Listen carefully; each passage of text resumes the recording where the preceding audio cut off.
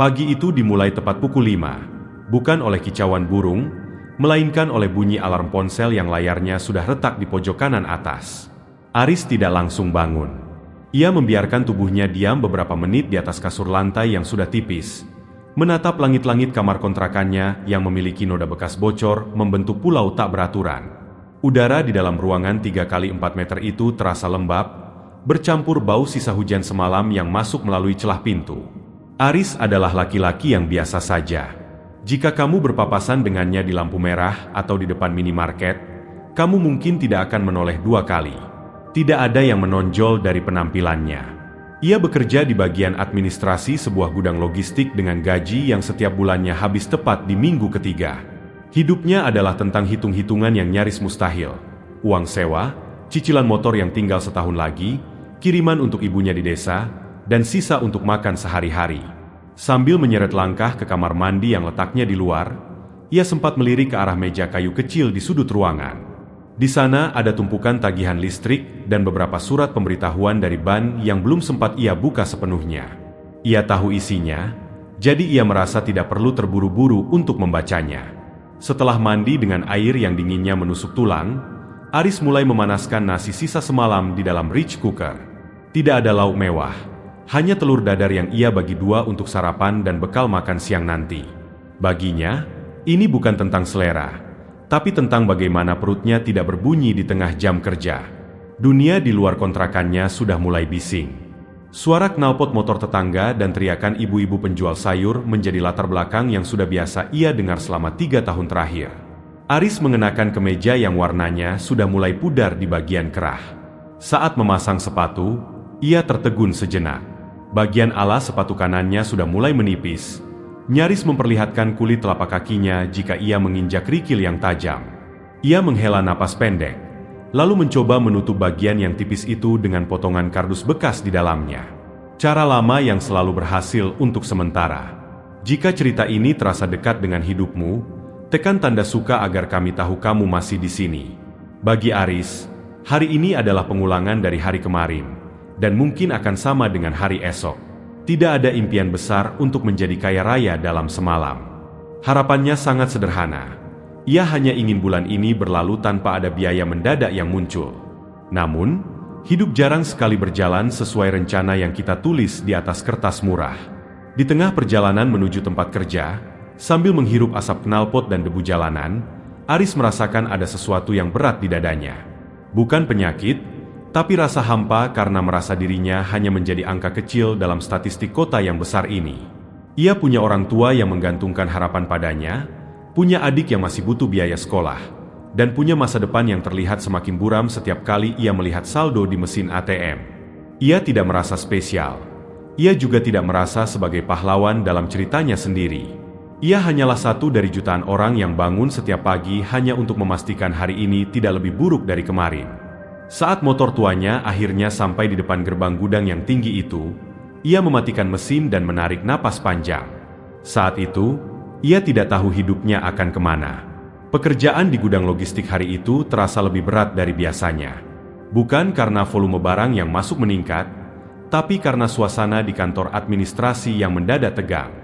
Aris duduk di depan komputer tabung yang sesekali berkedip, jarinya lincah memasukkan data manifest barang. Di tengah kesibukannya, terdengar selentingan kabar tentang pengurangan tenaga harian dan pemangkasan jam lembur. Bagi orang lain, mungkin itu hanya berita kantor biasa. Bagi Aris, itu adalah ancaman bagi keberlangsungan hidupnya di bulan depan. Baru saja ia mencoba menenangkan pikiran, ponselnya bergetar di atas meja. Sebuah pesan WhatsApp dari adiknya di kampung. Ibunya jatuh di kamar mandi. Tidak ada tulang yang patah, syukurlah. Tapi tensinya naik drastis dan butuh obat-obatan rutin serta pemeriksaan ke puskesmas kecamatan. Adiknya tidak meminta uang secara gamblang, tapi Aris tahu, kalimat, "Mas, ibu tadi jatuh, sekarang lagi istirahat," adalah kode halus bahwa ada biaya yang harus segera ia tanggung. Aris terdiam sejenak. Matanya menatap layar monitor tanpa benar-benar melihat data di sana. Ia melakukan kalkulasi cepat di kepalanya. Sisa uang di dompet, tabungan darurat yang sebenarnya sudah hampir habis untuk servis motor bulan lalu, dan kebutuhan makan 2 minggu ke depan. Angka-angkanya tidak pernah bertemu di titik aman. Semuanya merah. Sore harinya, saat jam pulang kerja, hujan turun sangat deras. Tipe hujan yang membuat jalanan Jakarta dan sekitarnya lumpuh seketika. Aris menunggu di parkiran gudang yang bocor di sana-sini, melihat teman-teman kantornya mengeluh tentang pesanan ojek online yang mahal atau rencana nongkrong yang batal. Aris hanya diam. Ia tidak punya kemewahan untuk mengeluh tentang hal-hal seperti itu. Di kepalanya hanya ada bayangan wajah ibunya dan tumpukan kardus di gudang yang seolah siap menimbunnya kapan saja. Terkadang, berbagi beban lewat cerita bisa sedikit meringankan pundak.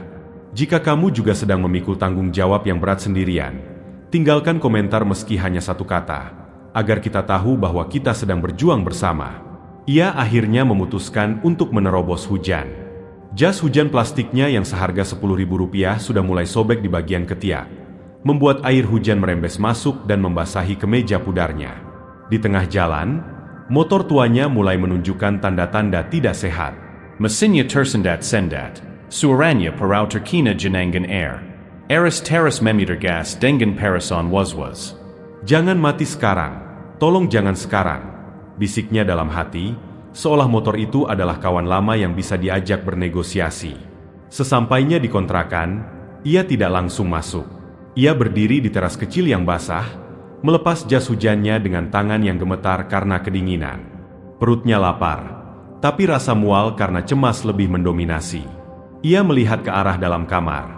Sepi, gelap, dan sempit. Dunia seolah menuntut begitu banyak darinya. Kantor menuntut performa, keluarga menuntut bantuan, dan hidup menuntut biaya. Sementara ia sendiri merasa tidak punya apa-apa lagi untuk diberikan. Ia masuk ke kamar, mengganti pakaiannya dengan kaos oblong yang sudah melar, lalu duduk di pinggir kasur. Ia tidak menyalakan lampu. Dalam remang-remang cahaya jalanan yang masuk lewat ventilasi, Aris hanya bisa melamun. Tidak ada air mata, karena baginya, menangis pun butuh energi yang lebih baik disimpan untuk bekerja besok pagi. Tekanan ini tidak datang dengan ledakan, melainkan seperti air yang pelan-pelan naik hingga menyentuh leher, membuatnya sulit bernapas tanpa ada yang menyadari. Ia memejamkan mata, mencoba mencari celah solusi di antara himpitan masalah yang mengepungnya dari segala arah. Aris terbangun dengan kepala yang terasa berat. Demam yang ia khawatirkan kemarin benar-benar datang. Matanya panas, dan setiap sendi di tubuhnya seolah protes minta diistirahatkan. Namun, kalender di dinding yang ia tandai dengan spidol merah seolah berteriak bahwa hari ini adalah tanggal krusial. Ada laporan stok akhir bulan yang harus selesai, dan absen 1 hari saja berarti potongan uang makan yang sangat berharga. Dengan gerakan lambat, ia memaksakan diri untuk berdiri. Kepalanya berdenyut mengikuti detak jantungnya. Aris menuju dapur kecilnya, menenggak segelas air putih dan 2 butir obat penurun panas yang ia beli di warung depan. Tidak ada sarapan mewah, hanya sisa biskuit tawar yang sudah agak melempem karena bungkusnya tidak rapat. Ia tidak merasakan rasa apapun di lidahnya. Semuanya hambar, persis seperti perasaannya saat itu. Di tempat kerja, dunia seolah bergerak terlalu cepat bagi Aris yang sedang sakit. Suara bising forklift yang berlalu lalang dan teriakan supir truk di area bongkar muat terasa seperti hantaman palu di kepalanya. Ia mencoba fokus pada angka-angka di layar komputer. Namun baris demi baris data itu tampak menari dan kabur. Rekan kerjanya, seorang pria parubaya bernama Pak Danu, sempat menepuk pundaknya. Vayamo Phuket sekali. Riz, kalau nggak kuat, pulang saja, katanya. Aris hanya tersenyum tipis, sebuah senyum formalitas yang dipaksakan. Ia tidak bisa pulang. Pulang berarti menyerah pada keadaan, dan ia belum sanggup membayar harga dari penyerahan diri itu. Istirahat siang tiba, namun Aris tidak pergi ke kantin. Ia melipat tangannya di atas meja kerja dan membenamkan kepalanya di sana. Dalam kegelapan yang ia ciptakan sendiri, ia merasa sangat kecil. Ia mulai mempertanyakan banyak hal yang biasanya ia pendam dalam-dalam. Mengapa hidup harus seberat ini bagi orang-orang seperti dia? Mengapa setiap kali ia berhasil naik 1 anak tangga, hidup seolah menarik kakinya kembali ke bawah? Mungkin saat ini kamu juga sedang merasa lelah dengan rutinitas yang seolah tak berujung. Bagikan cerita ini ke 1 orang teman yang menurutmu sedang berjuang keras, agar mereka tahu bahwa istirahat sejenak bukanlah sebuah kegagalan. Rasa tidak adil mulai merayap di hatinya. Ia melihat beberapa rekan kerja lainnya yang asyik tertawa sambil memesan makanan lewat aplikasi, membicarakan rencana liburan akhir pekan atau cicilan mobil baru yang masih sanggup mereka bayar. Sementara dia, untuk membeli obat yang lebih paten saja harus berpikir 2 kali. Kelelahan fisik ini akhirnya merembet menjadi kelelahan mental yang akut. Aris merasa seperti sebuah mesin yang terus dipaksa bekerja tanpa pernah diberi minyak pelumas. Lambat laun, ia merasa akan hancur berantakan. Sore hari, saat pekerjaan akhirnya selesai, Aris tidak langsung pulang. Ia duduk di bangku panjang di depan gudang, menatap langit yang mulai berubah warna menjadi jingga keunguan. Angin sore itu terasa dingin di kulitnya yang masih hangat karena demam. Ia merasa benar-benar terkuras. Semua energi yang ia miliki seolah habis digunakan hanya untuk berpura-pura bahwa semuanya baik-baik saja di depan orang lain. Ia meraih ponselnya, hendak menelpon ibunya di kampung. Namun ia urungkan.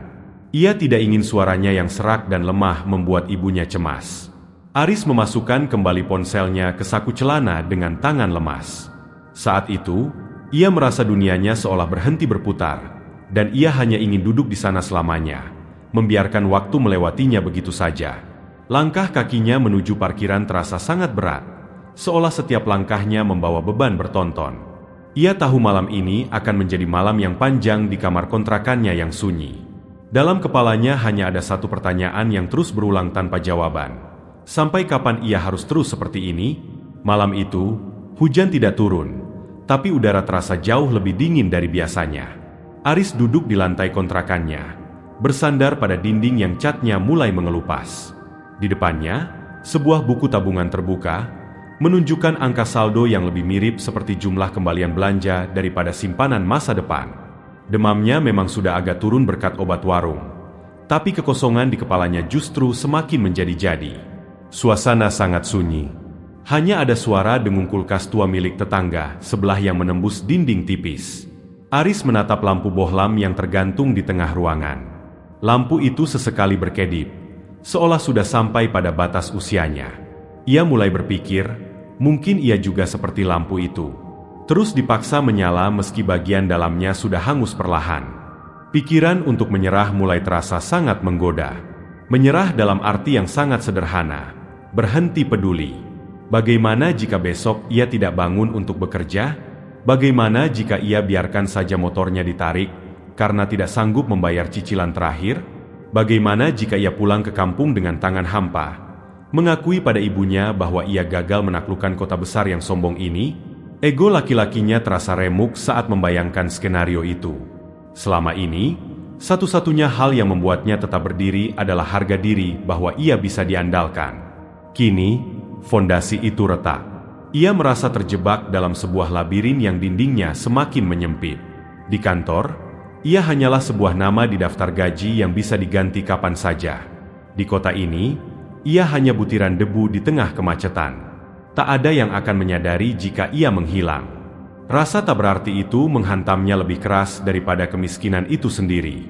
Mungkin kamu pernah berada di titik di mana ingin berhenti dari segalanya. Jika hari ini terasa sangat berat, ingatlah bahwa kamu tidak sendirian dalam kesunyian ini.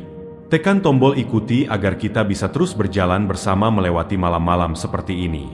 Aris meraih ponselnya, berniat menghapus semua pesan dari kantor dan mematikan perangkat itu untuk selamanya. Ia ingin lari, tapi tidak tahu kemana. Semakin ia berpikir, semakin ia sadar bahwa ia bahkan tidak punya biaya untuk melarikan diri. Untuk menyerah pun, ternyata butuh modal yang tidak ia miliki. Ketertawaan pahit keluar dari mulutnya, menggema di ruangan yang sempit itu. Ia melihat bayangannya sendiri di kaca lemari plastik yang kusam. Matanya sikam. Wajahnya layu. Ia mempertanyakan makna dari semua kerja kerasnya selama ini. Jika hidup hanya tentang bertahan hidup dari satu tagihan ke tagihan berikutnya, untuk apa semua ini diteruskan? Ia merasa sedang berlari di atas treadmill yang rusak, bergerak cepat, berkeringat darah, tapi tetap berada di tempat yang sama. Aris merebahkan tubuhnya di kasur lantai tanpa menyelimuti diri. Ia membiarkan rasa dingin lantai merambat ke punggungnya. Pikirannya sudah sampai pada kesimpulan bahwa besok tidak akan ada bedanya. Ia sudah sampai pada titik di mana harapan terasa seperti beban tambahan yang tidak sanggup lagi ia pikul. Ia menutup mata, Berharap mungkin kali ini ia tidak perlu bangun lagi untuk menghadapi kenyataan yang sama. Malam itu, Aris benar-benar merasa sudah sampai di ujung jalan, menatap jurang gelap yang selama ini ia hindari. Saat itu, kesunyian kamar terasa seperti beban yang siap meremukan tulang rusuknya. Aris terbangun dengan perasaan yang masih sama, berat dan hampa. Namun, perutnya yang keroncongan memaksanya untuk bangkit. Ia keluar dari kontrakan dengan langkah gontai menuju warung nasi di ujung gang, tempat yang biasanya ia datangi hanya saat benar-benar terdesak. Uang di sakunya hanya cukup untuk sebungkus nasi polos dan satu gorengan. Suasana warung pagi itu cukup ramai oleh para kuli bangunan dan tukang ojek yang sedang sarapan. Aris duduk di pojok, berusaha tidak menarik perhatian. Di sampingnya, duduk seorang kakek tua penjual mainan tradisional yang terbuat dari bambu. Mainan-mainan itu terlihat berdebu, dan sepertinya sejak pagi belum ada satupun yang terjual. Aris memperhatikan kakek itu. Tangannya yang gemetar perlahan membuka bungkusan nasi yang hanya berisi separuh porsi. Sebelum makan, kakek itu tersenyum kecil melihat seekor kucing kurus yang mendekat, lalu memberikan secuil nasinya kepada kucing tersebut. Tidak ada keluhan di wajahnya, tidak ada guratan amarah pada dunia, meski hidup jelas-jelas tidak bersikap lembut padanya. "Mas, mau sembau?" "Ini tadi saya dikasih lebih sama ibu warung," kata kakek itu tiba-tiba, menyodorkan piring kecil berisi sambal ke arah Aris. Aris tertegun. Ia melihat ke arah kakek itu, lalu ke arah sambal yang disodorkan. Tidak usah kek, buat kakek saja," jawab Aris sungkan. Kakek itu terkekeh pelan. "Ambil saja, Mas. Hidup itu kalau dirasain sendiri memang pahit, tapi kalau dibagi-bagi, pedasnya sambal pun jadi enak. Kita ini cuma numpang lewat, yang penting hari ini perut kenyang, ya kan?" Kalimat sederhana itu menghantam Aris tepat di dadanya. Ia melihat kakek yang secara materi jauh lebih susah darinya, namun masih memiliki ruang di hatinya untuk berbagi dan tersenyum. Selama ini, Aris terlalu fokus pada lubang di sepatunya, pada angka di buku tabungannya, dan pada beban di pundaknya, sampai ia lupa bahwa ia masih punya napas dan kesempatan untuk melihat hari baru. Kadang, kita hanya perlu satu momen kecil untuk menyadari bahwa kita masih punya alasan untuk berdiri. Jika kamu pernah merasa dikuatkan oleh kebaikan orang asing, tekan tanda suka sebagai bentuk terima kasihmu pada semesta. Aris menerima sambal itu, lalu mulai makan. Untuk pertama kalinya dalam beberapa minggu, makanan yang ia telan tidak terasa hambar. Peristiwa itu bukan sebuah keajaiban. Masalah ekonominya tidak mendadak hilang. Ibunya di kampung masih sakit, dan tagihannya masih menumpuk. Namun, ada sesuatu yang bergeser di dalam kepalanya. Kakek itu tidak punya solusi besar untuk hidup, tapi ia punya cara untuk menghadapinya, satu hari demi satu hari. Aris menyadari bahwa ia tidak butuh kepastian tentang masa depan yang gemilang untuk bisa terus berjalan. Ia hanya butuh cukup keberanian untuk menyelesaikan hari ini. Saat ia berjalan pulang menuju kontrakannya, ia melihat tukang sampah yang sedang bekerja dengan peluh bercucuran namun tetap bersiul kecil. Aris mulai memperhatikan detail-detail kecil yang selama ini ia abaikan karena terlalu sibuk meratapi nasib. Ia sampai di depan pintu kontrakannya. Ia melihat kembali sepatu yang alasnya ia ganjal dengan kardus. Ia tidak lagi melihatnya sebagai tanda kemiskinan yang memalukan, melainkan sebagai bukti bahwa ia telah berjalan sejauh ini tanpa menyerah. Ia mengambil napas panjang, menghirup udara pagi yang mulai panas. Ada secercah kekuatan baru yang muncul, bukan dari ambisi yang meledak-ledak, melainkan dari sebuah penerimaan yang tenang. Mungkin jalannya masih akan sangat panjang dan melelahkan, tapi setidaknya ia tidak lagi merasa ingin menghilang. Aris kembali ke dalam kamarnya yang sempit, namun kali ini ia tidak langsung merebahkan diri. Ia menyalakan lampu bohlam yang sempat berkedip itu, dan entah mengapa, cahayanya terasa sedikit lebih terang dari semalam. Ia mengambil sepasang sepatunya yang rusak, lalu mengeluarkan lem dari laci meja kayu. Dengan telaten, ia mulai merekatkan kembali sol yang menganga. Gerakannya lambat dan pasti. Ini bukan sekadar memperbaiki sepatu. Ini adalah sebuah pernyataan diam pada dirinya sendiri bahwa ia belum selesai. Keputusan untuk bertahan seringkali tidak datang dengan sorak-sorai atau janji-janji besar. Bagi Aris, keputusan itu datang dalam bentuk tindakan-tindakan kecil yang nyata. Ia tidak lagi memikirkan bagaimana caranya menjadi sukses dalam semalam. Pikirannya kini fokus pada satu pertanyaan sederhana. Apa yang bisa saya lakukan agar besok sedikit lebih baik dari hari ini? Ia mengambil selembar kertas sisa dan sebuah pulpen. Di sana, ia tidak menuliskan mimpi-mimpi muluk. Ia menuliskan daftar hutang dan kebutuhan mendesak ibunya. Ia membaginya menjadi angka-angka kecil yang lebih masuk akal untuk dicicil.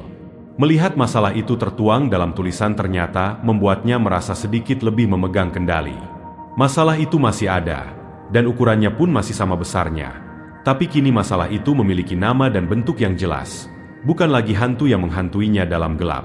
Kadang, keberanian terbesar bukanlah tentang seberapa keras kita berteriak, melainkan tentang keputusan untuk tetap bangun meski tubuh terasa sangat lelah.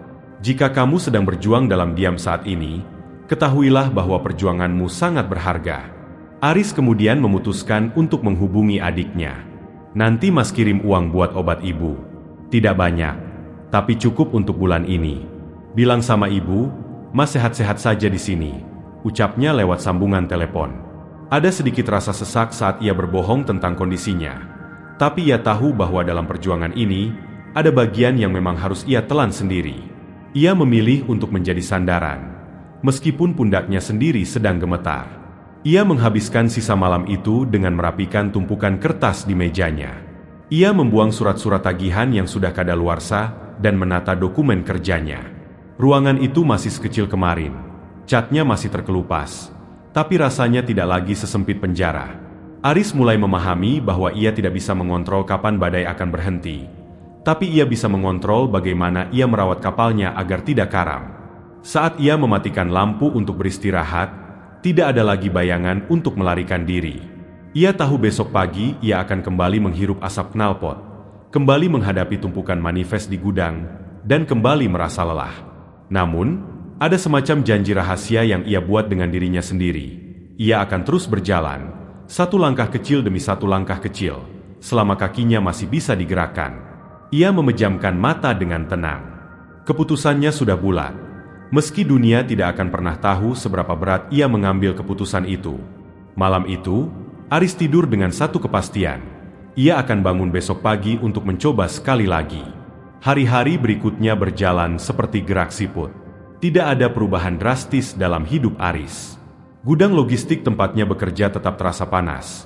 Debu-debu tetap menempel di kemeja pudarnya, dan tumpukan data manifest itu seolah tidak pernah berkurang. Aris mulai menjalani rutinitas barunya dengan cara yang berbeda. Jika dulu ia bekerja dengan rasa dongkol yang dipendam, kini ia bekerja dengan ketekunan yang sunyi. Ia tidak lagi banyak mengeluh saat diminta lembur mendadak, karena baginya, setiap jam tambahan adalah beberapa butir obat untuk ibunya di kampung. Setelah jam kantor usai, Aris tidak langsung pulang untuk melamun. Ia mulai menawarkan bantuan kecil-kecilan kepada penghuni kontrakan lainnya. Kadang ia membantu memperbaiki reach cooker tetangga yang mati total, atau menyetel mesin motor teman yang berbet. Kemampuan teknis dasarnya ternyata mulai memberikan hasil. Ia tidak mematok harga, tapi seringkali para tetangga memberikan uang terima kasih sekadarnya atau sekantong plastik berisi makanan. Uang-uang receh itu ia kumpulkan di dalam botol bekas selai, yang ia sebut sebagai dana nafas. Namun, proses ini tidak selalu mulus. Ada hari-hari di mana tubuhnya benar-benar menolak untuk kompromi. Pernah suatu malam, ia kembali kehujanan dan motor tuanya benar-benar mogok total, hingga ia harus mendorongnya sejauh 2 km. Di bawah lampu jalan yang remang, ia berdiri mengatur napas yang tersengal, sementara air hujan masuk ke lubang sepatunya yang kian lebar. Saat itu, tidak ada yang berhenti untuk menolong. Orang-orang hanya melintas cepat dengan kendaraan mereka, menyisakan cipratan air kotor ke celananya. Dalam perjuangan yang sepi, seringkali satu-satunya orang yang bisa memberikan tepukan di bahumu adalah dirimu sendiri. Jangan lupa untuk menghargai setiap langkah kecil yang sudah kamu ambil hari ini, karena hanya kamu yang tahu betapa beratnya mengangkat kaki itu. Dunia tetap berjalan tanpa memedulikan perjuangan Aris. Tidak ada musik latar yang dramatis saat ia jatuh, tidak ada tepuk tangan saat ia berhasil bangun lagi.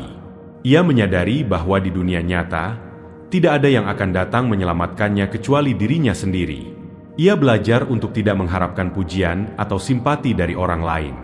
Kesepian itu kini tidak lagi terasa seperti musuh, melainkan seperti teman perjalanan yang jujur.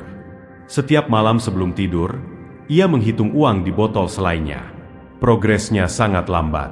Terkadang butuh seminggu penuh hanya untuk menambah beberapa puluh ribu rupiah. Rasanya seperti mencoba mengisi bak mandi yang bocor dengan sendok teh. Namun, Aris tidak lagi marah. Ia mulai menghargai proses yang membosankan itu. Ia sadar bahwa konsistensi jauh lebih penting daripada kecepatan. Di tengah keheningan kamarnya, ia sering menatap tangannya yang kini lebih sering terkena oli dan goresan-goresan kecil. Tangan itu kini terasa lebih kuat.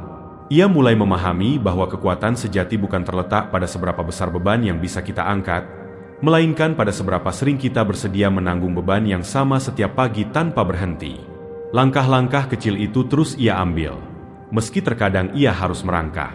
Hidupnya masih jauh dari kata mapan, dan masalahnya masih setia mengekor di belakang. Namun, di tengah proses yang lambat dan melelahkan itu, Aris mulai menemukan sesuatu yang belum pernah ia miliki sebelumnya. Sebuah ketabahan yang tidak bisa dibeli dengan uang. Ia sadar bahwa selama ia tidak berhenti, sejauh apapun tujuannya, ia pasti akan semakin dekat. Ada sesuatu yang berbeda dari cara Aris menatap cermin di pagi hari. Wajahnya masih sama, lelah, dengan garis halus yang mulai muncul di sudut mata. Tetapi tatapannya tidak lagi menyimpan amarah yang menyala. Dulu, setiap kali melihat gedung-gedung tinggi di pusat kota dari celah jendela kereta atau motornya, ia selalu merasa dikhianati oleh nasib.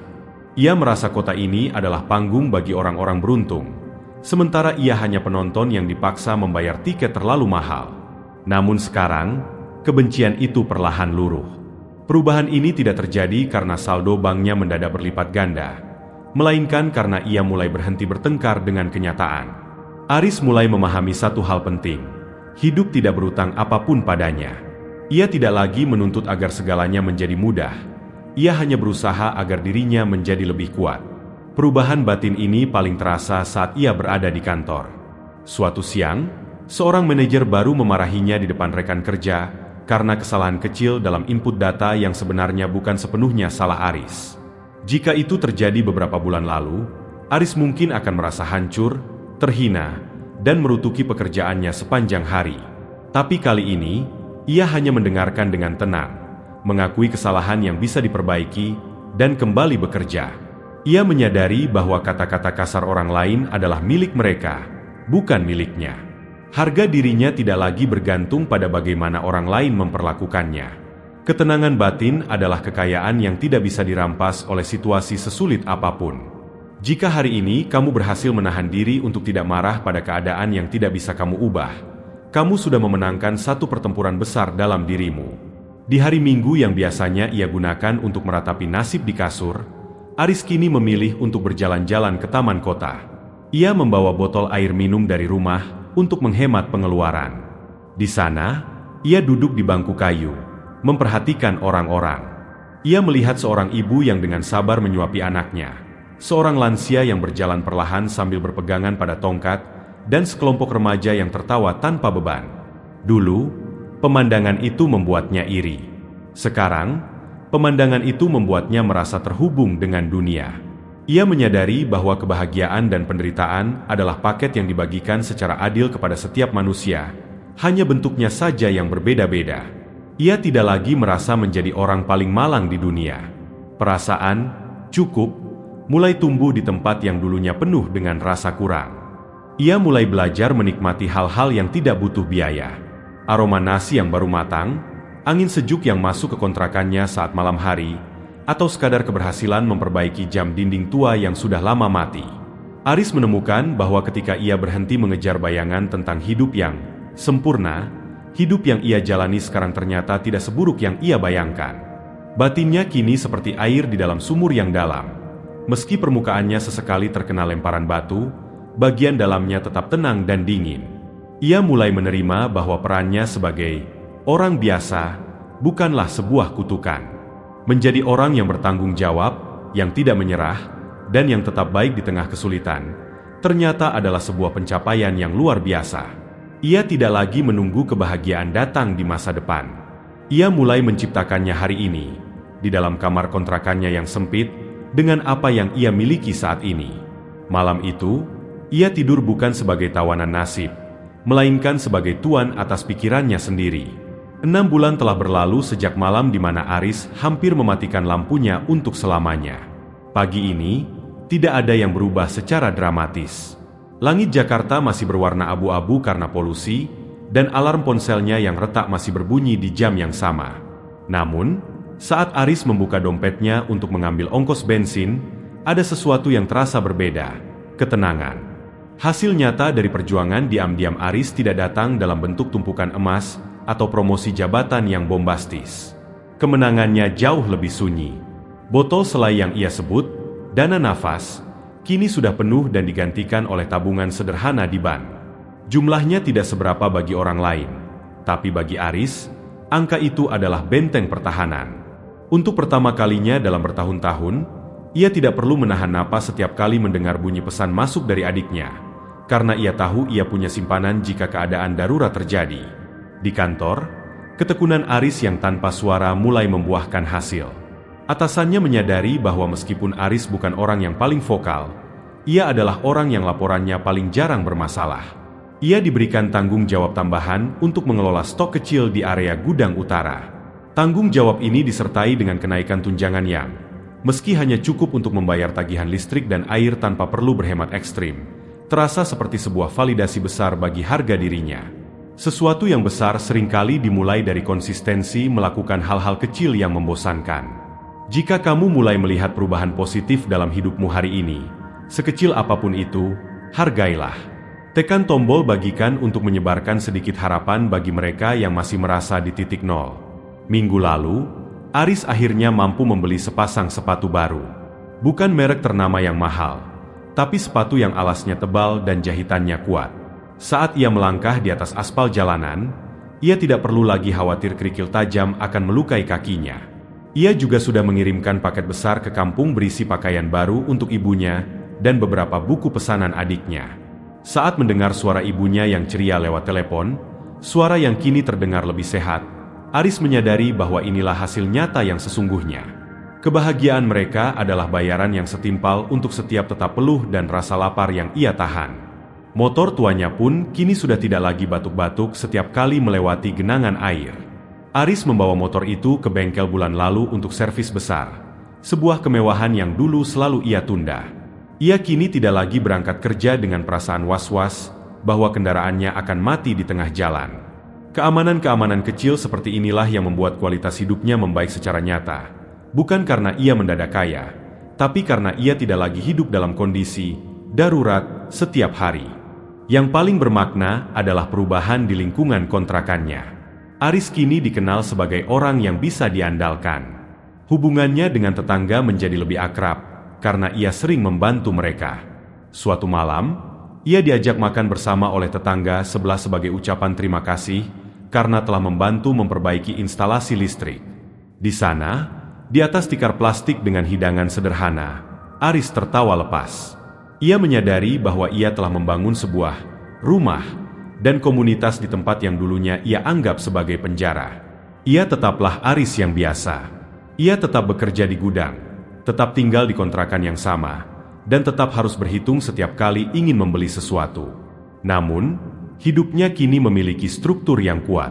Ia telah membuktikan pada dirinya sendiri bahwa dengan kepala dingin dan hati yang sabar, masalah-masalah besar bisa diurai menjadi bagian-bagian kecil yang bisa diselesaikan.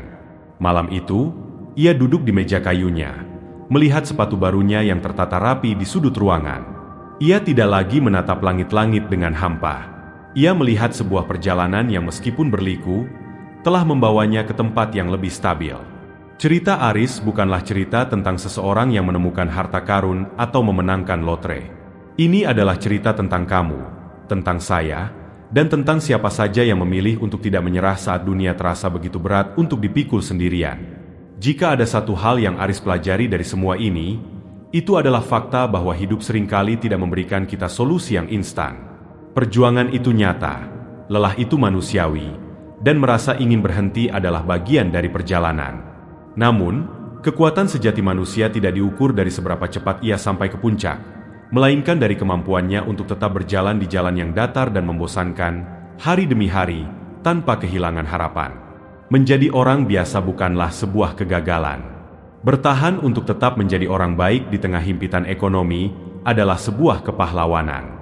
Memberi nafkah yang halal untuk keluarga, menjaga tanggung jawab di pekerjaan yang melelahkan, dan tetap mampu tersenyum pada tetangga adalah bentuk kesuksesan yang seringkali luput dari kamera media sosial. Jika kamu sedang berada di posisi Aris pada bab 3 atau bab 4, merasa lelah, sesak, dan hampir menyerah, tariklah napas dalam-dalam. Kamu tidak perlu menyelesaikan semua masalahmu malam ini. Kamu hanya perlu bertahan sampai besok pagi. Momen-momen kecil yang mengubah cara berpikirmu akan datang, seringkali melalui tangan-tangan orang asing atau kejadian yang tidak terduga. Pesan ini adalah sebuah pengingat sunyi bagi siapapun yang sedang berjuang dalam diam. Perjuanganmu terlihat, usahamu berharga, dan kamu tidak berjalan sendirian. Dunia mungkin tidak selalu memberikan tepuk tangan, tapi biarlah ketenangan di hatimu menjadi imbalan yang paling manis.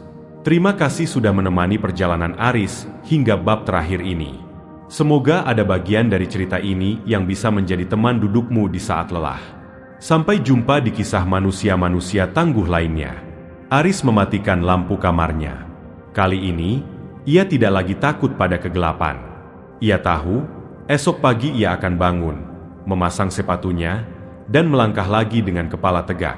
Karena baginya, perjuangan menjadi orang biasa yang tangguh adalah perjalanan seumur hidup yang layak untuk dijalani.